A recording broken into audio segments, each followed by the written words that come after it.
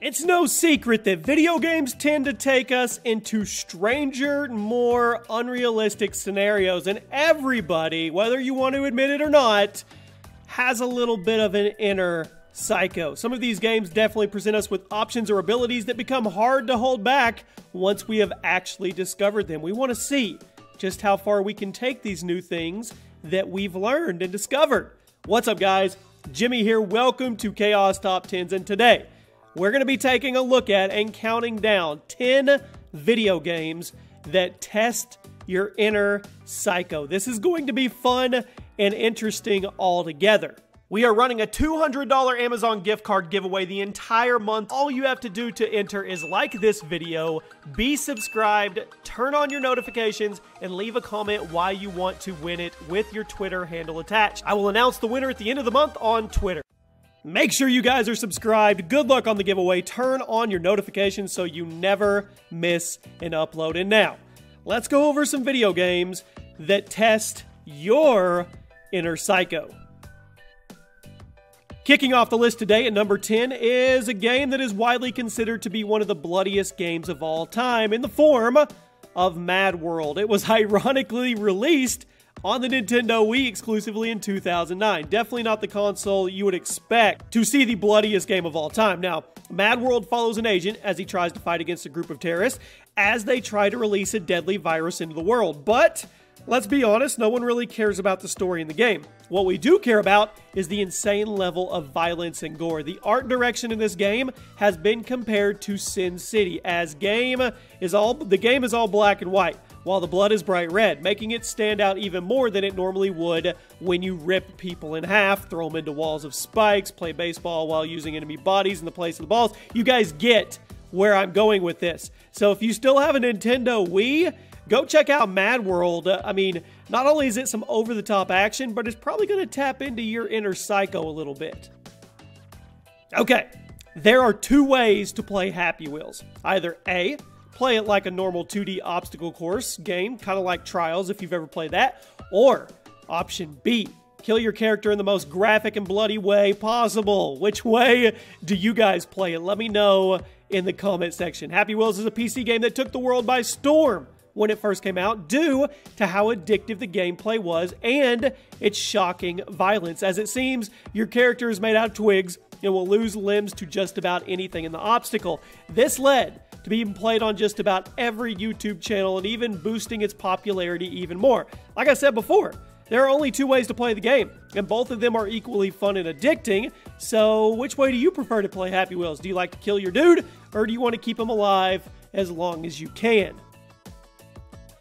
At number 8, with all the hype surrounding Season 2 of the Netflix Punisher series coming out soon, I personally recommend you go back and play this game if you haven't already, if you're a fan of this character. The Punisher came out in 2005 for Xbox, PlayStation 2, and PC, and the violence actually had to be toned down before release in order to avoid the dreaded AO rating. You play as Frank Castle as he tracks down various criminals and interacts with various other Marvel characters like Iron Man, Black Widow, and tons of other ones. And during the game, you often have the option to either kill someone or do a brutal takedown. But what almost got the game an AO rating are the interrogations. When you finally track down a suspect, you often have to force the information out of them in ways like holding them in piranha tanks, laying them on beds of power tools, or just straight up curb stomping them Gears of War style. If you're a fan of the character, definitely check out the game. It's actually really good and a great representation of Frank Castle and his enemies from the Punisher universe. When military FPS games were first becoming a thing, we had a lot to choose from.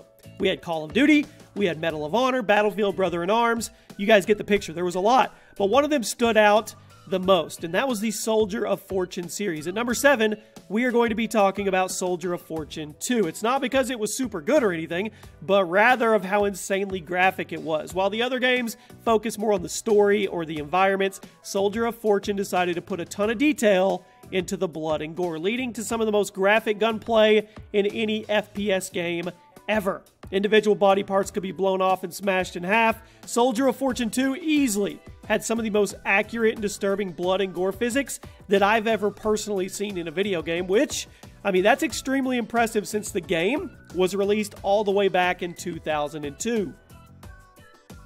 At number 6, Saints Row the series.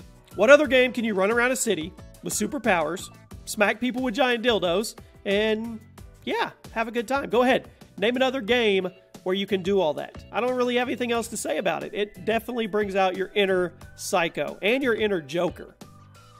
Cracking into the top 5, one of the most controversial games of the 90s, Carmageddon, had Psycho written all over it. Inspired by the classic movie Death Race 2000, Carmageddon puts you in the car in an open city and allows you to drive around brutally murdering as many people as you please. Bodies would explode upon impact, blood and body parts would slap across your windows. The extreme violence got the game banned in multiple countries and forced a censored version to actually be released. It featured, it was crazy. Featured robots, zombies, all kinds of stuff. Needless to say, Carmageddon is pretty psychotic in its very nature, but it's still a pretty fun game. I've played this game. I don't know, could we call this a guilty pleasure game?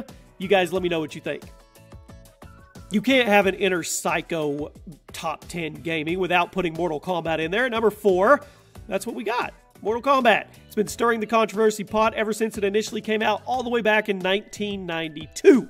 After putting tons of work into the new 2D fighting game, someone over at Midway Games had a bright idea to make it graphic and gory as hell, which was incredibly shocking back in the early 90s. With every new release, MK gets more and more brutal and more controversial. They up the game every time. The game itself is a ton of fun and very unique to other fighting games, but when you get that bit, finish him message on your screen, your psycho side definitely gets a little test. Are you just going to punch him and get it over with? Or are you going to humiliate him with an ultra graphic fatality? Sure, you can play without the fatalities, but why would you ever do that? They're so satisfying. The only time I would punch somebody is if I didn't know how to input the fatality.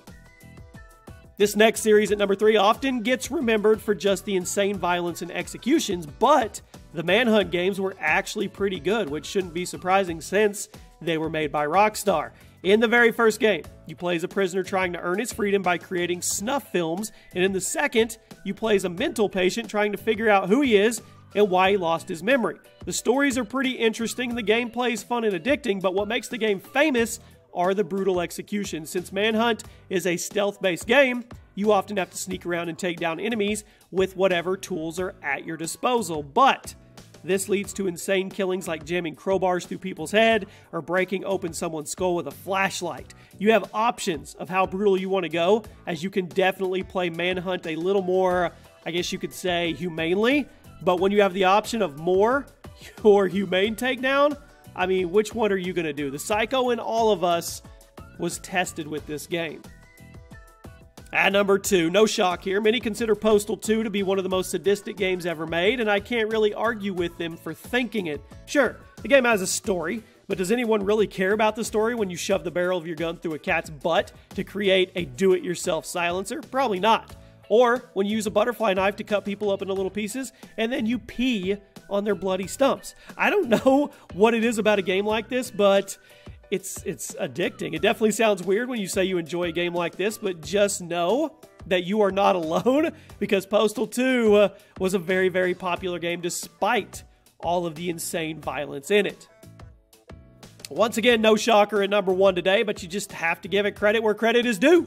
The entire Grand Theft Auto series. You guys knew it. While GTA may not be the most bloody or gory, game out there like the other games on this list, it definitely has way more to do, and that's what tests your inner psycho. You're given an open world, tons of guns, vehicles. You can do just about whatever the heck you want to. In fact, just about every entry in the GTA series has stirred up some form of controversy due to how extensive your methods of rampage can be. Ever since the days of cheesy top-down games to modern, super realistic ones with massive open worlds, GTA, it hangs around. It's more than deserving of the number 1 spot on this list, if you ask me. There you have it, my friends. Those are 10 games that will most definitely test your inner psycho. Let me know which one on the list you guys enjoy the most. There is a playlist below if you want to check out all the other top 10s, and there's a link below where you can submit future ideas for top 10s. Who knows? It could end up being a video on the channel. Thank you for all the support as always, guys. I'll be reading the comments all night long, and I'll see you tomorrow night for a brand new video.